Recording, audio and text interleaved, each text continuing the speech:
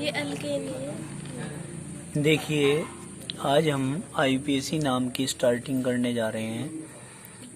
आज IUPAC nomenclature के अंदर सबसे पहले जो आता है हमारा, जिसको हम कहते हैं एल्केन। क्या कहते हैं? एल्केन।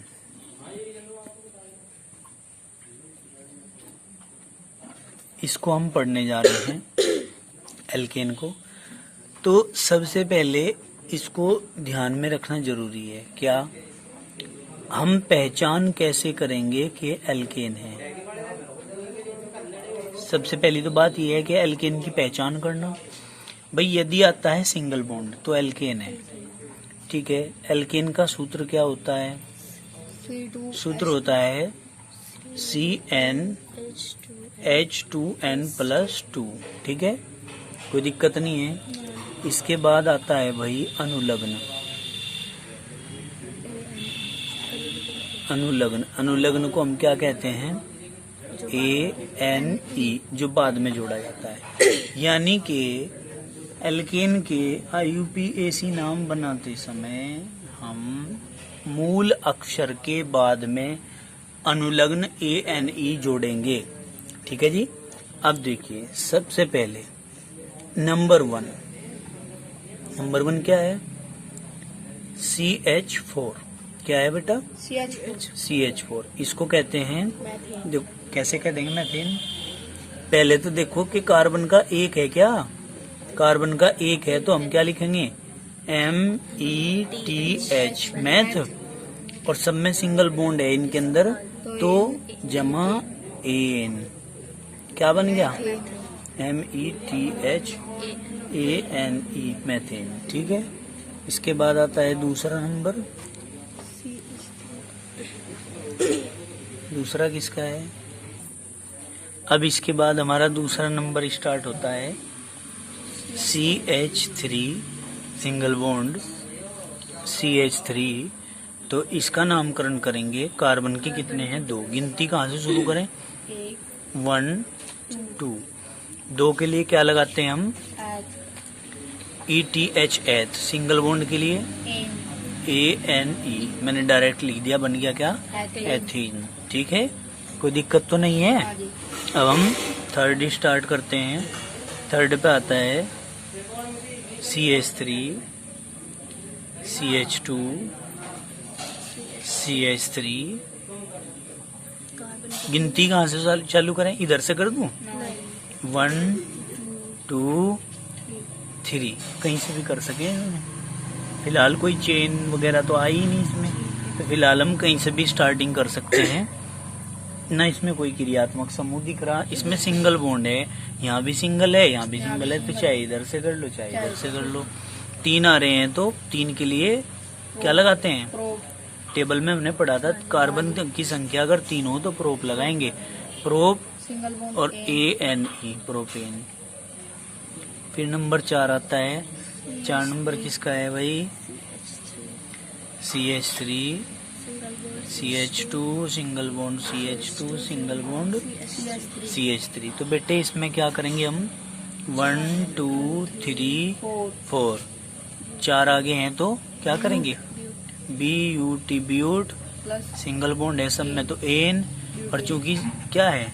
सीधी श्रृंखला है तो N ब्यूटेन। क्या? N butane. बताओ समझ में आई क्या बात? नॉर्मल है ना चेन, इसलिए N ब्यूटेन लिख दिया।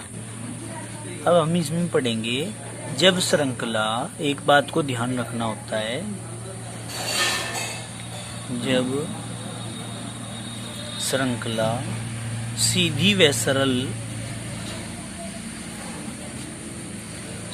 सरल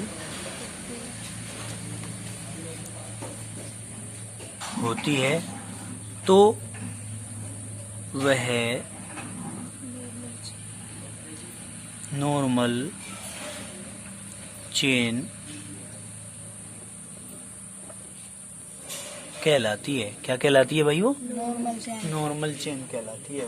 समझ गए? कब कहलाती है नॉर्मल चेन? जब श्रृंखला सीधी होती है, सरल होती है, ठीक है, कोई दिक्कत तो नहीं है। अब भाई बेटे हम आगे बढ़ते हैं। आगे क्या है हमारा? नंबर 5 स्टार्ट होता है। विजय जी को कहिए, इनको फोन आ रहा आपका। CH3, फोन आ रहा आपका। CH2, CH2, CH2 और CH3। देखिए क्या करेंगे हम। सीधी सी बात है, सबसे पहले 1 2 3 4 5, 5 आगे। 5 के लिए हम क्या लिखेंगे भाई? पहले तो ये देखो श्रृंखला सीधी है क्या? बिल्कुल सीधी है, तो N लिख सकते हैं हम। और 5 के लिए पेंट, और सिंगल बॉन्ड के लिए ANE। समझ में आ गई बात। अब बात आती है 6 नंबर की। किसकी? 6 नंबर की बात करते हैं। 6 पे CH3, CH, फिर CH2, फिर CH3। यहाँ पर शाखा निकल गई, और शाखा में जो है एक CH3 ग्रुप जुड़ा हुआ है। क्या है? CH3 group. तो यहाँ आके थोड़ी सोचने का विषय बन जाता है कि हम गिनती प्रारंभ कहाँ से करें हैं। तो हमें ध्यान रखना है, इसको जो शाखा में जो ये आता है इसको हम एल्किल ग्रुप बोलते हैं। क्या बोलते हैं? Alkyl group. तो हम कहते हैं यदि कार्बन की श्रृंखला में कोई एल्किल ग्रुप आ जाता है तो हम गिनती उधर से स्टार्ट करेंगे, इधर से स्टार्ट करेंगे जिस ओर से एल्किल ग्रुप पास पड़ता है। क्या? जिस ओर से एल्किल ग्रुप पास पड़ता है उधर से हम स्टार्टिंग करते हैं। परंतु याद रहे, कार्बन की श्रृंखला जहाँ तक संभव है लंबी होनी चाहिए, और उसे हम जनक श्रृंखला मान लेते हैं। समझ? तो हम बता रहे थे कि यदि किसी सीधी चलती हुई श्रृंखला में कोई शाखा प्रारंभ हो जाए, यानी कि कोई एल्किल ग्रुप आ जाए, तो हम गिनती उधर से प्रारंभ करेंगे जिस ओर से एल्किल ग्रुप पास पड़ता हो, और जहां तक संभव हो कार्बन परमाणुओं की जो श्रृंखला है वो लंबी होनी चाहिए। तो गिनती कहाँ से प्रारंभ करेंगे भाई? इधर से। तो 1 2 3 ये एल्किल ग्रुप बना लो, ये 3 पोजीशन पे आ रहा है। और अगर इधर से करें 1 2 तो 2 पे आ रहा है, 3 4 तो 2 पोजीशन पे मैथिल। तो हम क्या लिखेंगे यहाँ? 2 मैथिल। कार्बन के 4 हैं तो BUTANE ब्यूटेन। एन क्यों लगाया? क्योंकि सब में सिंगल बॉन्ड है। ठीक है बेटा, समझ में आ गई बात। मैथिल इसलिए लगाया क्योंकि 2 पोजीशन पे ये ग्रुप आ रहा मैथिल। CH3 के लिए ये याद रखना है तुम्हें, एल्किल ग्रुप वाली सारणी पढ़ी नहीं आपने, जब भी तो आप पूछ रहे, वो सारणी नहीं पढ़ी आपने। CH3 के लिए मैथिल, C2H5 के लिए एथिल, और C3H7 के लिए प्रोपिल। याद रखनी है बातें, ठीक है। अब आगे चलते हैं हम। फिर हमने कहा नेक्स्ट श्रृंखला स्टार्ट करते हैं 7 नंबर की। 7 नंबर की क्या है? CH3, CH2, CH, फिर CH2 और फिर CH3, और यहाँ पर क्या है? ये CH3। बताओ गिनती कहाँ से प्रारंभ करूं भाई? इधर से करूं या इधर से करूं? बताओ किधर से करूं? बीच में आ रहा है, तो फिर तो किधर से भी कर सकते हैं। 1 2 3 4 5, 3 पोजीशन पे ये मैथिल ग्रुप है, तो हम क्या लिखेंगे? 3 मैथिल। कार्बन के 5 हैं तो पेंट। सिंगल बॉन्ड के लिए ANE एंटेन। बताओ जरा, इतनी बात समझ में आई क्या है? दूसरा आगे क्या है? 8वां नंबर क्या है? CH3, CH और CH3। ये क्या है यहाँ? C2H5। तो बेटे अब आप कहेंगे कि सर आपने बताया था कि सीधी श्रृंखला में अगर C2H5 आ जाए तो उसके लिए एथिल लगा लिया करें, हैं? यही तो कहोगे आप मेरे से। लेकिन यहाँ क्या काम है? यहाँ थोड़ा अलग काम है। देखो कैसे और करके, हम इसे पहले ओपन करके देखो चेन को, फिर देखियो क्या कहाँ क्या होगा। देखो ये CH3 है सिंगल बॉन्ड, ये CH है, और ये यहाँ पर CH3 है। ये C2H5 है, C2H5 को हम पता कैसे ओपन कर सकें, CH2 और CH3 ऐसे कर सकें ओपन, समझ गए, CH2 और CH3। तो हम अब बताओ मुझे गिनती कहाँ से प्रारंभ करेंगे। अब गिनती 1 2 3 4 या 1 2 3 या 1 2 3 4।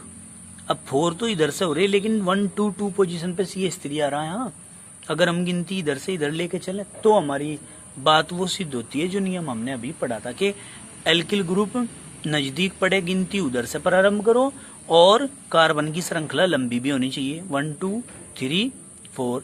तो यहाँ क्या आ गए हो, एल्किल ग्रुप। तो हम क्या लिखेंगे, 2 पोजीशन पे क्या है, 2 मेथिल, कार्बन के 4 हैं तो BUT ब्यूट, और सिंगल बॉन्ड के लिए ANE। बताओ समझ में आई क्या बात, कोई दिक्कत तो नहीं है, आई समझ में कुछ।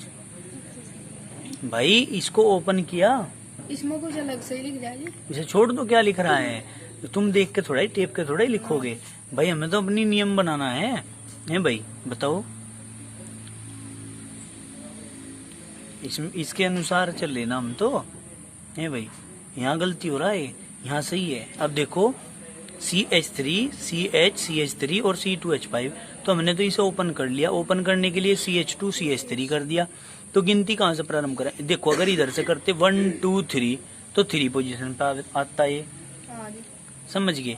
तो अगर हमने 1 2 3 करें तो 3 ही श्रृंखला आती हैं।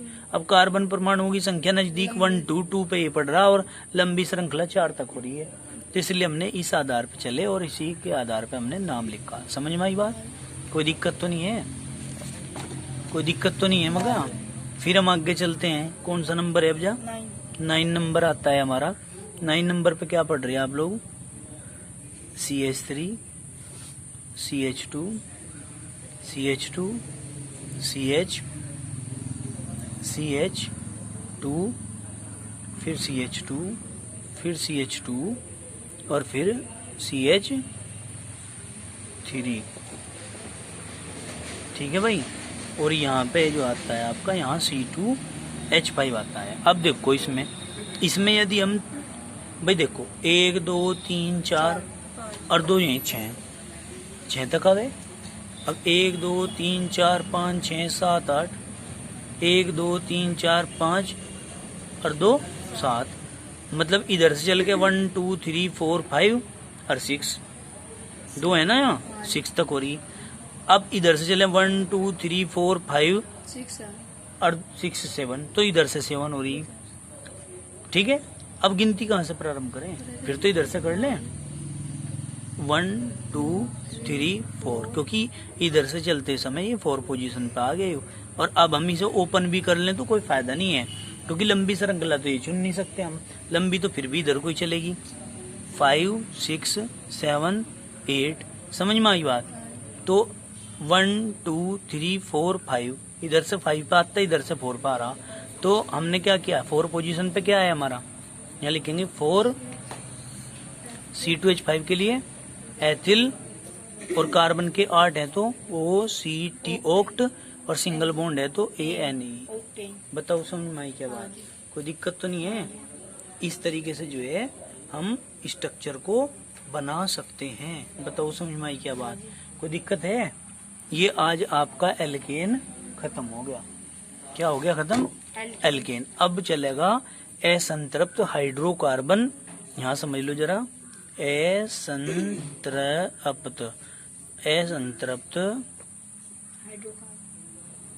हाइड्रोकार्बन।